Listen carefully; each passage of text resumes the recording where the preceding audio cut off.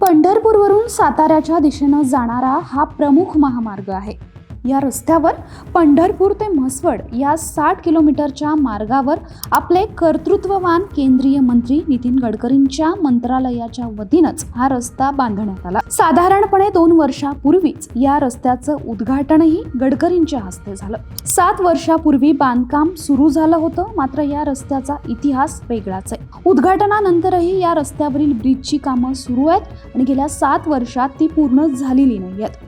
विशेष म्हणजे माढा लोकसभा मतदारसंघाचे खासदार धैर्यशील मोहिते पाटील, युवा नेते रणजितसिंह मोहिते पाटील, पंढरपूरचे आणखी एक मोठे नेते प्रशांत परिचारक, पंढरपूरचे आमदार अभिजित पाटील, माजी आमदार समाधान अवताडे, माजी आमदार राम सातपुते, माळशिरसचे विद्यमान आमदार उत्तमराव जानकर आणि पालकमंत्री जयकुमार गोरे एवढ्या राज्य पातळीवरच्या दिग्गज नेत्यांचा मतदारसंघ असलेल्या या संपूर्ण परिसराची अवस्था त्यांना कुणालाच दिसत नाहीये, हे विशेष.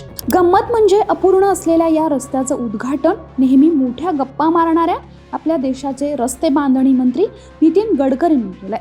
हा रस्ता पुढे ब्रह्मचैतन्य महाराजांचं गोंदवले या गावाला जातो.